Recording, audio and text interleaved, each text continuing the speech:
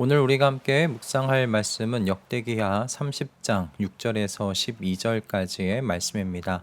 역대기하 30장 6절에서 12절의 말씀을 읽고 오늘 우리에게 주시는 하나님의 은혜를 함께 나누도록 하겠습니다. 파발꾼이 왕과 대신들의 편지를 받아가지고 어명을 따라 온 이스라엘과 유다에 두루 다니며 다음과 같이 선포하였다. 이스라엘 자손은 들으라. 백성들은 아브라함과 이삭과 이스라엘을 돌보신 주 하나님께로 돌아오라. 그러면 주님께서도 남아있는 백성들 곧 아시리아 왕의 손에서 벗어난 당신들에게로 돌아오실 것이다. 당신들은 조상이나 동포를 닮지 말아라. 그들이 주 조상의 하나님께 범죄하였으므로 주님께서 그들을 멸망하도록 버려두신 것을 당신들은 직접 보았다. 당신들은 목이 곧은 조상과 같이 고집을 부리지 말고 주님께로 돌아오라.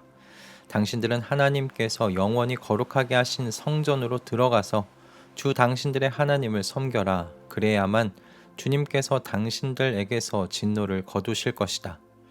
당신들이 주님께로 돌아오면 당신들의 친족과 아이들을 사로잡아간 자들이 당신들의 동포에게 자비를 베풀어서 그들을 이 땅으로 돌려보낼 것이다. 주 당신들의 하나님은 은혜로우시고 자비로우신 분이시므로 당신들이 그에게로 돌아오기만 하면 당신들을 외면하지 않으실 것이다. 파발꾼들이 에브라임과 므낫세 지방의 각 성읍으로 두루 다니며 멀리 스불론에까지 가서 이렇게 알렸으나 사람들은 파발꾼들을 비웃고 놀려대기까지 하였다. 다만 아셀과 므낫세와 스불론 사람들 가운데서 몇몇 사람이 겸손하게 말을 듣고 예루살렘으로 왔다. 하나님이 또한 유다에게서도 역사하셔서 왕과 대신들이 주님의 말씀대로 전한 그 명령을 유다 사람들이 한 마음으로 따르도록 감동시키셨다. 아멘. 오늘 본문은 히스기야의 성전 정화 이야기 이후에 자연스럽게 이어지는 유월절 절기 준수와 관련된 이야기입니다. 히스기야는 그의 아버지 아하스로 인하여 더럽혀지고 버려진 성전을 깨끗하게 청소하고 수리한 이후에 그동안 이스라엘이 지키지 못했던 그 유월절 절기를 성대하게 지키고자 합니다. 히스기야는 남유다의 백성들만 참석하는 유월절이 아니라 북이스라엘 그곳에 아직 남아있는 이스라엘 백성들도 참여하는 정말 큰 유월절 절기를 계획하는데요. 그래서 이 히스기야는 북이스라엘에 아직 남아있는 이스라엘 백성들에게도 유월절 절기에 참여할 수 있도록 초청의 편지를 보내는데 바로 오늘 저희가 읽은 본문의 내용이 이 편지의 내용입니다. 이 편지는 파발꾼에 의해서 북이스라엘의 북쪽 끝인 그 단 지역에까지 전달됩니다. 그렇게 전달된 편지의 내용은 간단해요. 자비롭고 은혜로우신 주 여호와 하나님께로 돌아오라. 그러면 여호와 하나님께서도 너희에게로 돌아오시리라 라는 내용입니다. 파발꾼들은 히스기야 왕의 어명을 따라서 충성되게 온 이스라엘 지역을 다 돌아다녔습니다. 오늘 본문의 말씀에는 스불론 지역에까지 초청의 이 메시지를 전했다고 되어 있는데 스불론 지역은 북쪽에 위치해 있어요. 이스라엘의 북쪽에 위치해 있는데 갈릴리 호수에서 멀지 않은 지역입니다. 예루살렘에서 그곳까지 파발꾼들이 왕명에 따라서 충실하게 선포하고 다닌 거죠.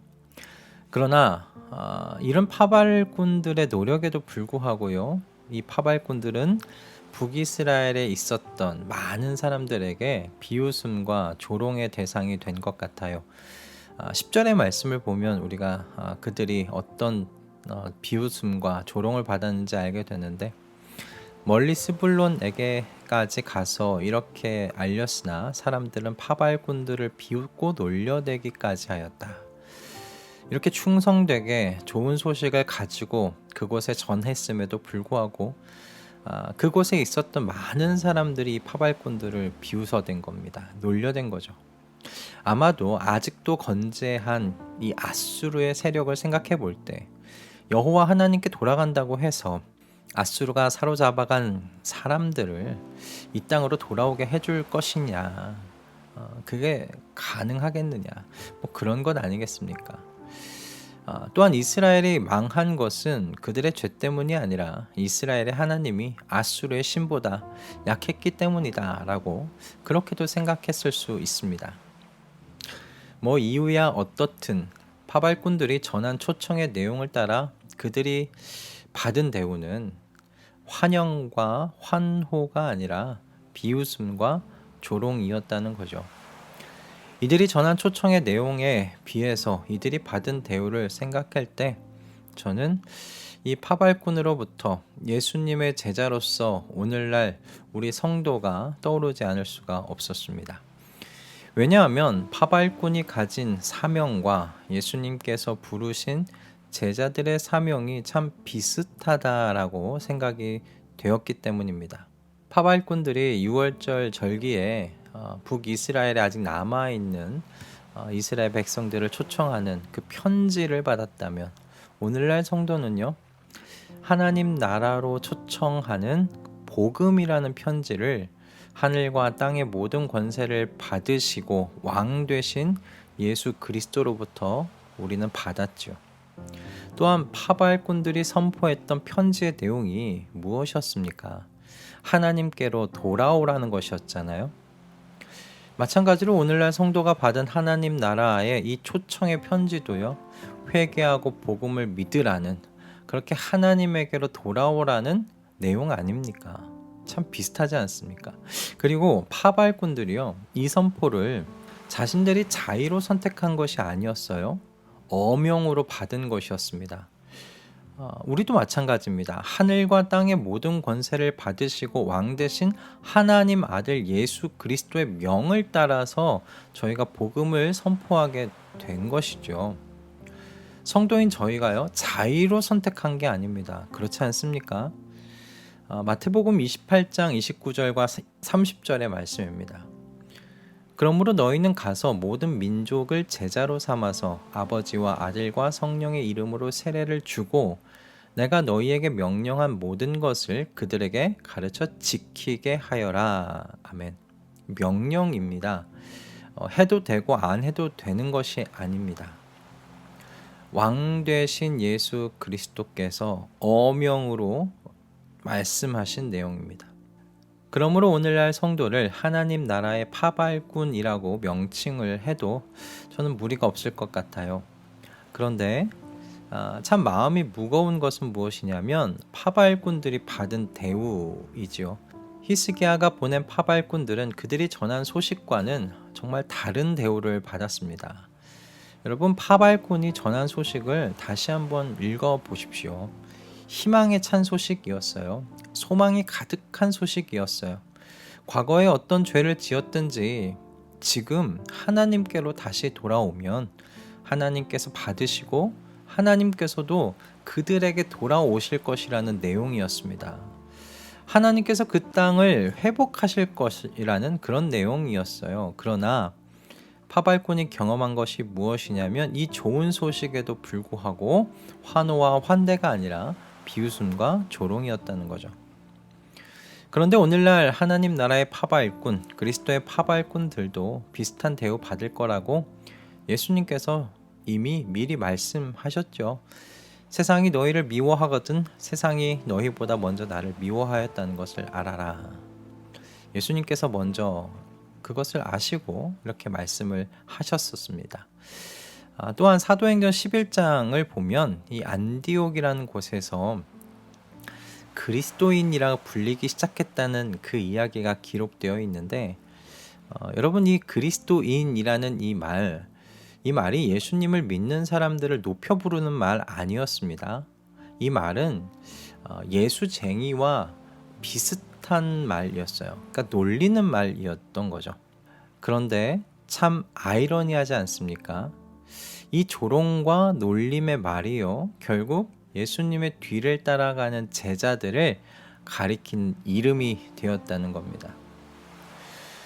하나님 나라의 파발꾼들에게는 그래서 환대와 환호보다는 조롱과 비웃음이 더 가까운 건 아닌가 생각하게 돼요. 그러나 오늘 본문에서 위로를 받게 됩니다. 모두가 조롱과 비웃음을 보내는 것은 아니라는 거예요. 그 중에는 겸손히 하나님께로 돌아오는 소수가 있다라는 말씀입니다. 다만 아살과 므낫세와 스불론 사람들 가운데서 몇몇 사람이 겸손하게 말을 듣고 예루살렘으로 왔다. 하나님께서 파발꾼의 선포를 사용하신 것이죠. 수많은 사람들의 비웃음과 조롱 속에서 이 선포가 과연 효과가 있을까라는 의심이 밀려들 수 있지만 이 본문은 오늘 우리에게 가르칩니다. 하나님께서 이 파발꾼들의 선포를 사용하셔서 소수의 사람들을 돌아오게 하셨다는 겁니다. 하나님께서 예수 그리스도의 파발꾼 된 우리의 복음 전함을 이와 같이 사용하실 줄 믿습니다.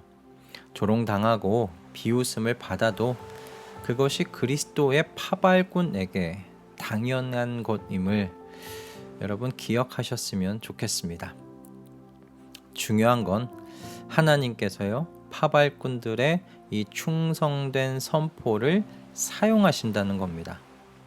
그리고 그 중에 몇몇은 겸손히 주인의 음성을 듣고 돌아오는 일이 있을 겁니다. 그러니 하나님께 돌아올 한 영혼을 여러분 기대하시면서요, 오늘도 그리스도의 파발꾼으로 최선을 다하여 성실하게 살아내시는 우리 모든 가족들 되시기를 주님의 이름으로 축복합니다. 할렐루야.